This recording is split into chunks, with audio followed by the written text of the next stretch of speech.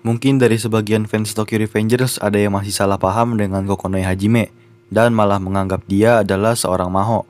Apakah benar Koko adalah seorang maho? Atau malah si Inupi yang jadi suspek bahwa dia adalah pacarnya Koko? Ya udah, simak aja video ini. Mungkin pembahasan di sini agak sedikit geli. Tapi ya biar para penggemar series ini nggak salah tangkap informasi dan mengapa Koko seperti itu.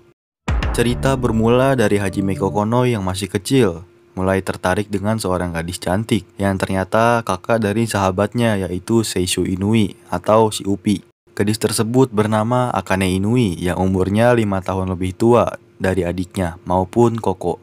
Akane mengajak adiknya dan Koko untuk pergi ke perpustakaan. Dalam kesempatan ini, Koko sempat-sempatnya mau bawain barang-barang Akane, namun Akane menolaknya. Walau begitu, Akane memuji Koko. Koko adalah anak yang sangat baik. Adiknya patut belajar sesuatu dari Koko. Tetapi tidak baik kalau cari pacar malah deket sama cewek lain. Nanti cemburu. Kasian nih si Upi jadi nyamuk. Seishu alias Inupi pulang duluan. Yang akhirnya Koko pergi ke perpustakaan bersama Akane. Ya, hanya berdua. Saat sedang membaca buku, Koko melihat Akane yang tertidur. Wajah Akane sama seperti Seishu alias Inupi. Bedanya Akane itu cantik. Koko salting saat melihat bibir Akane. Ya, siapa sih yang gak salting di posisi Koko? Ya, kalau gua mau udah. Akhirnya karena ngebet, Koko mencoba dan ternyata Akane masih bangun dan melarang Koko melakukan itu. Koko hanya boleh orang yang dia suka dan akhirnya dia minta maaf. Terpaksa, akhirnya Koko ngungkapin perasaannya ke Akane dan Akane mengelak dengan mengatakan perbedaan umur mereka 5 tahun. Koko pun menjawabnya dengan mengatakan itu tidak penting. Saat nanti kita dewasa, nggak ada bedanya juga. Akhirnya mereka pulang. Koko mengantar Akane sampai ke rumah. Si Koko nggak ada habisnya tuh bucin. Dia bilang ke Akane adalah cinta dalam hidupnya. Tolong nikahi saat nanti dewasa ya. Dia janji bakal melindungi Akane dan Akane memikirkan itu nanti. Karena Koko berjanji, Akane pun akan menunggu saat mereka dewasa. Saat pulang, Koko lagi mabok cinta. Dia melihat beberapa orang panik melihat asap yang diduga adalah kebakaran. Ternyata rumah keluarga Inui yang terbakar. Katanya warga sekitar udah nelpon ambulan dan pemadam kebakaran. Tapi menurut Koko itu nggak akan sempat. Dia langsung nendang pintu rumah itu. Dia mencari Akane. Ya, Akane aja terus. Dia menggendong seseorang keluar dari rumah dan ditonton oleh banyak orang. Koko kira dia adalah Akane. Akhirnya yang digendong ngomong kalau dia bukan Akane, melainkan Seishu alias Inupi.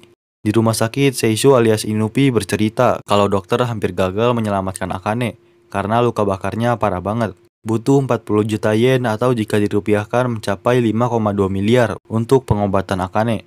Keluarga Inui juga harus membayar pinjaman rumah. Seishu nggak tahu mau ngapain dalam keadaan kayak gitu. Koko udah janji bakal melindungi Akane selama dia hidup. Kalau gagal dia melanggar janjinya dong.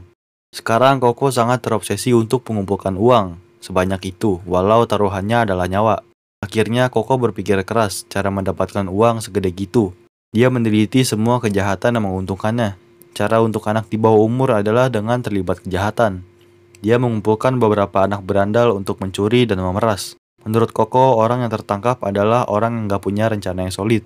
Dia minta semua berandalan itu mengikuti rencananya. Rencananya akhirnya sukses besar. Berandalan itu pun kesenangan dan berita tentang kejeniusan Koko kesebar. Akhirnya makin banyak yang kumpul sama dia. Sebulan kemudian dia punya kelompok pencuri yang lumayan, tapi masih geng bocah. Mereka bisa menghasilkan beberapa ratus ribu yen, jauh dari 40 juta yen. Koko pakai beberapa ratus ribu itu sebagai dana kredit palsu, dan dia sering mengunjungi ruang VIP dari sebuah klub. Tujuan itu agar dia bisa buka koneksi dengan orang-orang kaya. Dia bertemu dengan salah satu orang di sana. Koko melakukan apa aja yang orang itu minta, asalkan terlibat dengan uang. Koko menyediakan layanan kejahatan untuk klien kaya. Bahkan kalau dia sama gengnya ketangkep karena di bawah umur, bakal mudah buat keluarnya. Itu adalah bisnis yang ideal buat Koko dan gengnya. Akhirnya Koko dapat jackpot, lalu ada telepon dari seseorang. Koko ngangkat telepon itu dan ternyata itu dari si Upi. Upi ngabarin Akane meninggal. Akhirnya Koko stres dan kena mental. Beberapa waktu kemudian di sebuah perpustakaan, Upi bertemu dengan Koko yang lagi baca buku informasi tentang cara membuat uang. Akhirnya Upi ngajak Koko sekali-kali main ke rumah. Beberapa waktu kemudian setelah baca buku, Koko berniat menaruh kembali buku itu di raknya. Dia nggak sengaja melihat Upi yang lagi bobo siang. Upi lagi bobo siang di atas rak dekat jendela. Karena Upi sangat mirip dengan Akane, Koko jadi teringat saat kejadian ia menyatakan perasaannya kepada Akane. Dia ingat belum pernah ke Akane. Akhirnya karena udah stres dan gak kesampaian, Inupila jadi sasaran empuk karena sangat mirip dengan Akane. Oh iya, si Upi ngapain pakai high heels anjir? Dan kayaknya di sini Unupi sudah menggunakan seragam Black Dragons yang pernah dia pakai saat bertemu Taiju. Dan kisah cinta Romeo dan Juliet berakhir. Jadi inti dari video ini adalah Koko suka itu ke Inupi karena Inupi sangat mirip dengan orang yang disukai Koko, yaitu kakaknya Inupi. Sekian dari gua, bye.